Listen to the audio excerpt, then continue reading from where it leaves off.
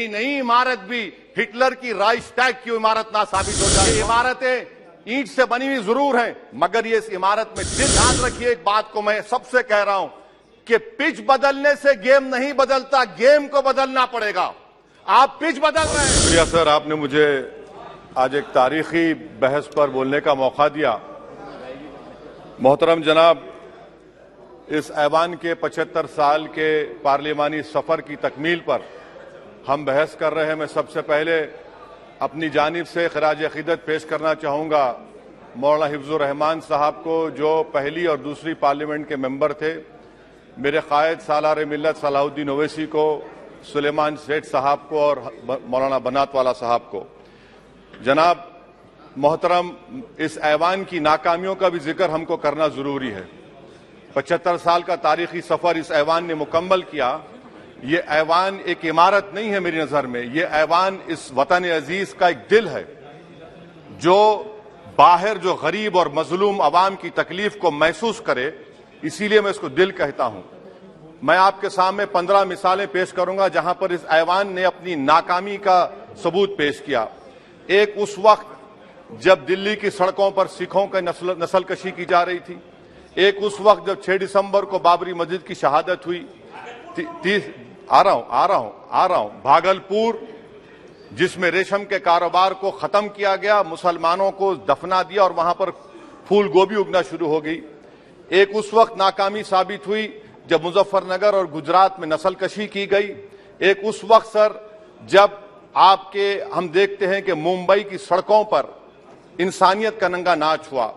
एक उस वक्त जब इस ऐवान में टाडा पोटा का काला कानून बनाया गया, यूएपीए का कानून बनाया गया, आफ्सपा का कानून बनाया गया, जिसको 1 साल के लिए बनाया गया था। 58 में हम 2023 में आ गए।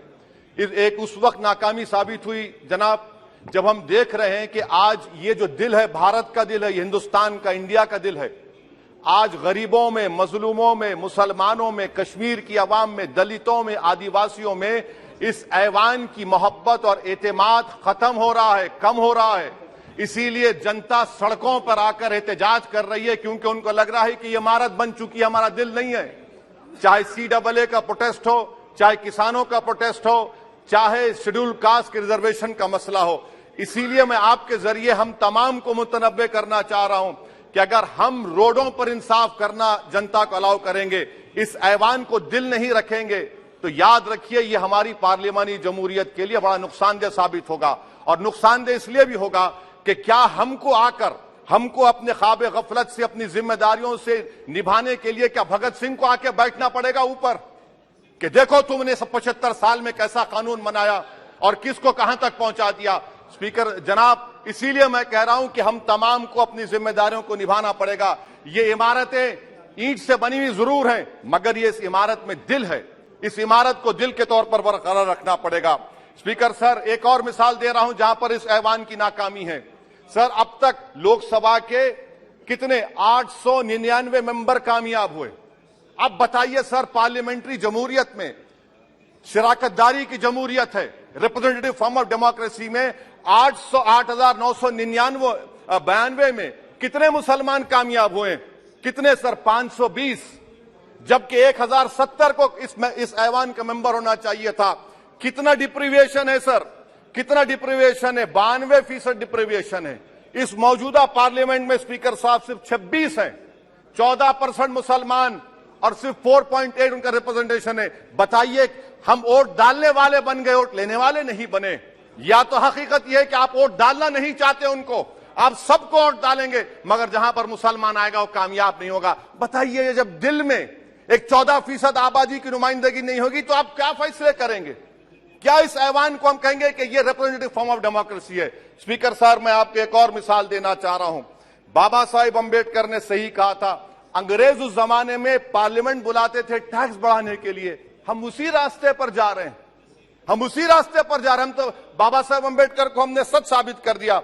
स्पीकर सर, आखिर में मैं आपको बताना चाहूंगा कि आज आप देखिए कि चाणक्य ने क्या कहा था। चाणक्य ने सही कहा था। चाणक्य ने सही कहा था कि जब राज चलाने वाले व्यापारी हो जाएंगे तो उस राज के लोग भिखारी हो जाएंगे।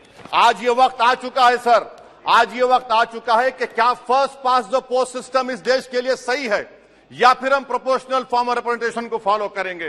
First pass the post system, जिसके पास एक मजहब का वोट होगा, जिसके पास दौलत होगी, वही इस ऐवान में आ रहा है। इसीलिए हम कह रहे हैं कि आप इस जमहूरियत की नाक, कहीं ये जमहूरियत कमजोर ना हो जाए, मुझे इस बात का डर है। सर आखिर में मैं खत्म करने से पहले एक बहुत बड़े शायर ने कहा था, उस पर खत्म करना चाहूंगा कि अभी चिरागे सरे राह को कुछ खबर ही नहीं, अभी चिरागे सरे राह को कुछ खबर ही नहीं, अभी गिरानिए शब में कमी नहीं आई, अभी गिरानिए शब में कमी नहीं आई, निजात दीदे दिल की घड़ी नहीं आई, चले चलो कि मंजिल अभी नहीं आई। स्पीकर साहब, आखिर में याद रखिए एक बात को मैं सबसे कह रहा हूं कि पिच बदलने से गेम नहीं बदलता, गेम को बदलना पड़ेगा।